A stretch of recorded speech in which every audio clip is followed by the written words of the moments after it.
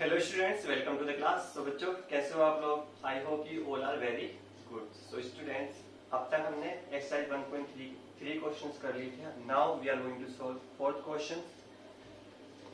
So question number 4 is if fx is equal to 4x plus 3 upon 6x minus 4 where x does not equal to 2/3। क्यों नहीं हो सकता? क्योंकि यहाँ पर हम 2/3 रखेंगे x की जगह पर, तो नीचे 0 हो जाएगा, और अगर 0 हो गया तो नॉट डिफाइंड वैल्यू हो जाएगी। And show that f of fx is equal to x for all x does not equal to 2/3 and what is the inverse of f, and we have to find what is the inverse of f। हमें क्या करना है? हमें पहले show करना है f of f x is equal to x proof करना है, एंड दूसरा है हमें इनवर्स फाइंड करना है किसका? f का। So let's solve. So given क्या दे रखा है हमें? गिवन दे रखा है fx is equal to 4x plus 3 upon 6x minus 4। ठीक है, हमें क्या फाइंड करना है? हमें फाइंड करना है f of fx। क्या फाइंड करना है? f of fx। तो f of fx यही करेंगे ना, इज इक्वल टू। ओके बच्चों, इसको हम इस तरीके से लिख सकते हैं f of x। Okay, now fx की वैल्यू रखो। f is equal to fx की वैल्यू क्या है? 4x plus 3 upon 6x minus 4, यही वैल्यू है ना। नाउ अब हमने क्या करा? अब fx की वैल्यू, अब जहां पे भी x है, यहाँ पर इस वाले fx में जहां भी x है वहां पे ये वाली वैल्यू रख देंगे, या फिर यहाँ पे जो भी x है वो यहाँ पे रख देंगे। तो क्या आ गया? 4x plus 3 upon 6x minus 4 plus 3 upon, समझ रहे हैं ना इस चीज को कि हमने जहां पे x था वहां पे पूरी वैल्यू उठा के रख दी, 4x plus 3 और 6x minus 4। नीचे 6 4x plus 3 and 6x minus 4 plus 3 नहीं, सॉरी, माइनस 4। अब इसको हम सोल्व कर लेंगे। सोल्व कैसे करेंगे? 4 की मल्टीप्लाई कर दो, कितना आ जाएगा? 4 4 16x plus 12, 16x plus 12 upon 6x minus 4। तो 6x माइनस 4 का जब एलसीएम लेंगे तो क्या आएगा? यहाँ पर 3 6 18x माइनस 12। इसी के साथ साथ नीचे हम इसको सोल्व करेंगे तो इसके साथ कितने आएगा? 6 4 24x plus 18 upon 6x minus 4, फिर जो माइनस आएगा तो minus, and 6 4 24x minus minus plus 4 4 60, ये आ गया। ठीक है, अब अगर इसको सॉल्व करें हम,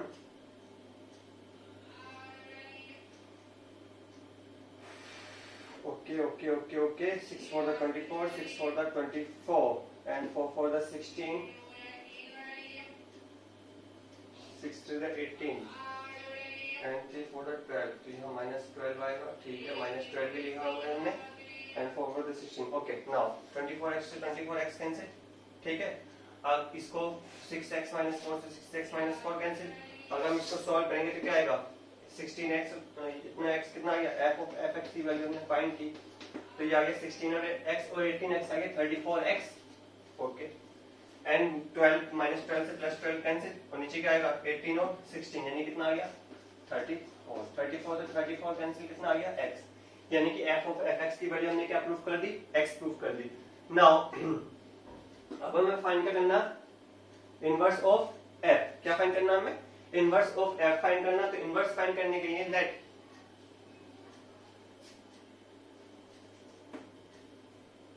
y इज इक्वल टू, हम क्या सपोज कर लेंगे? 4x प्लस 3 और 6x minus 4। 4x plus 3 and 6x minus 4 find suppose कर लिया। और अगर हम 4x प्लस 3 और 6x माइनस 4 को x के टर्म में कन्वर्ट करते हैं तो ये क्या आ जाता है? इनवर्स आ जाता है। ये क्या आ जाता है? इनवर्स आ जाता है। सो इसको कन्वर्ट करते हैं तो क्या आएगा? 6xy minus 4y is equal to 4x plus 3।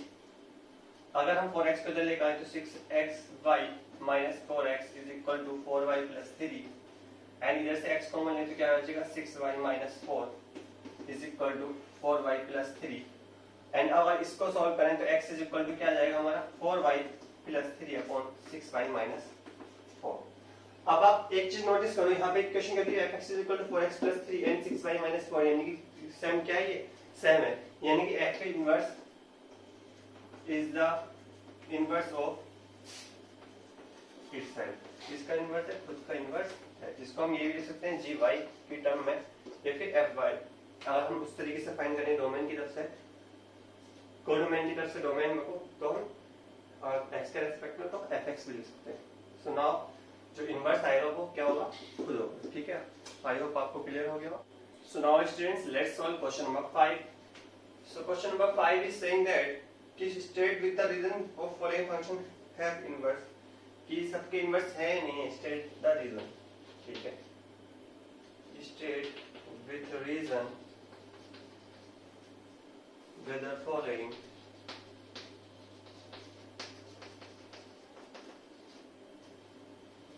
function have inverse or not। so अलग अलग लिखते हैं सबको। फर्स्ट क्वेश्चन है हमारा f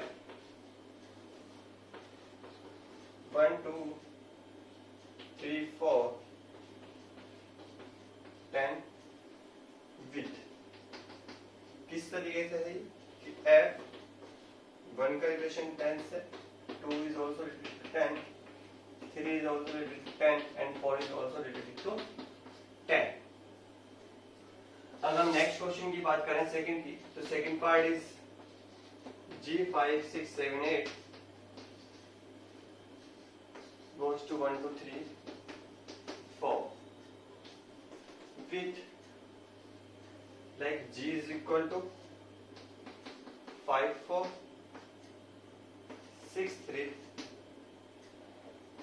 7 4 and 8 2।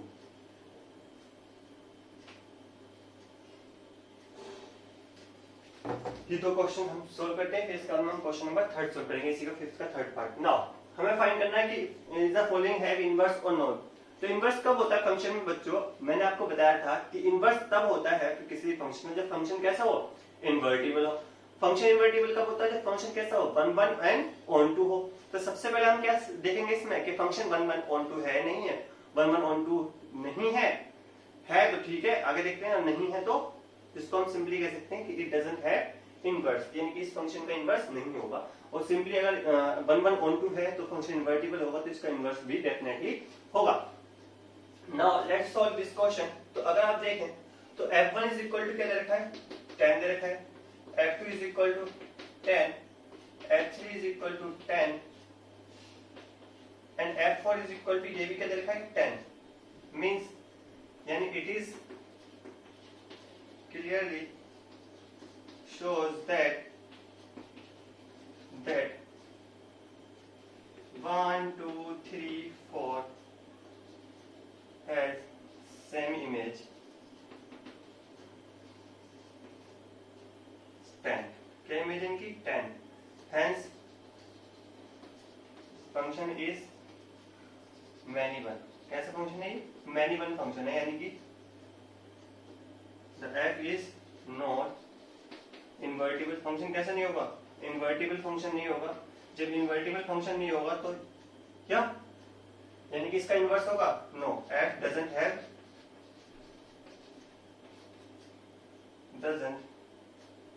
not have inverse। इसका क्या नहीं होगा, इन्वर्स नहीं होगा। ओके, आई होप आपको समझ में आ गया हो। अब ना इसी को हम सॉल्व करते हैं, तो इसका लिखेंगे हम G5 देखा है, G5 is equal to 4, G6 is equal to 3 and G7 is equal to 4, यानी कि ये भी 4 आ गया। देखो दो की इमेज क्या आ गई, 4 आ गई, यानी कि 1 1 फंक्शन नहीं है, यानी कि G is not 1 1 function, G is not 1 1 function. लिख सकते हैं ना इसको, कैसे भी डेफिनेशन लिख दो। डेफिनेशन का तो ये होता है कि अपने हिसाब से लिख सकते हैं आप डेफिनेशन ना, बस शो कर देना, पर थोड़ा सा इसको मिलती हुई डेफिनेशन हो, यानी कि G5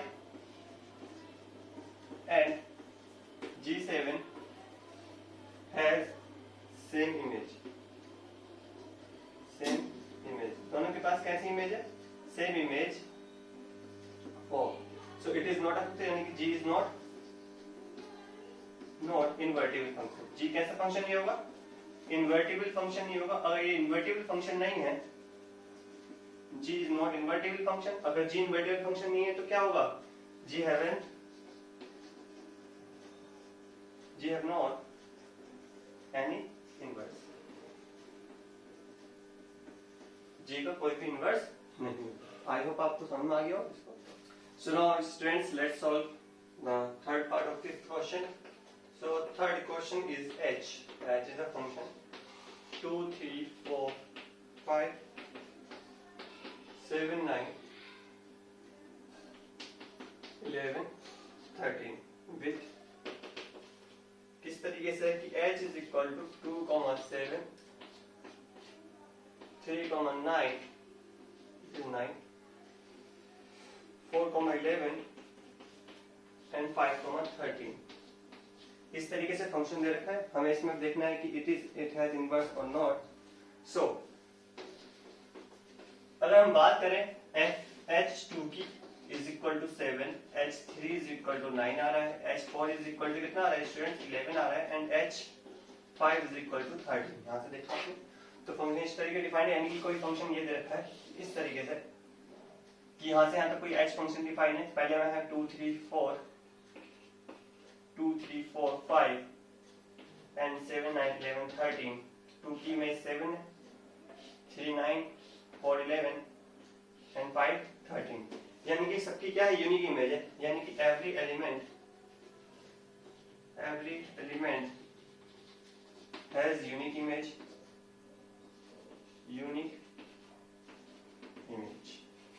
so f is one, unique भी है और डिस्टिंक्ट भी है, यूनिक डिस्टिंक्ट इमेज। यहाँ पे लिख लेना क्या है? यूनिक और डिस्टिंक्ट इमेज है, दैट्स व्हाई ये फंक्शन कैसा है? 1, 1 फंक्शन है। अगर हम बात करें कि ऑन टू फंक्शन है या नहीं है, तो एवरी एलिमेंट ऑफ कोडोमेन की जितने भी एलिमेंट आपको दिख रहे होंगे सबकी क्या है? Has pre image. क्या है? किसकी? सबकी क्या? Pre image in its domain. किसके? इसके डोमेन में क्या है? सबकी क्या प्री इमेज बन रही है, यानी कि f इज ऑन टू। कैसा फंक्शन है? f ऑन टू फंक्शन है, यानी कि hence f is invertible. f कैसा है? इन्वर्टिबल है, और f is invertible, so f has a inverse. f कैसा होगा? f के पास क्या होगा? एक इनवर्स होगा। ओके, इस तरीके से हम इसको सॉल्व करना है।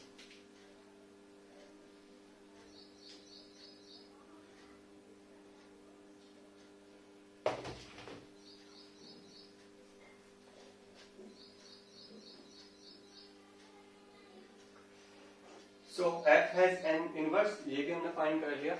Now, so students, इसके आगे हम नेक्स्ट लेक्चर में कंटिन्यू करेंगे। Till then take care.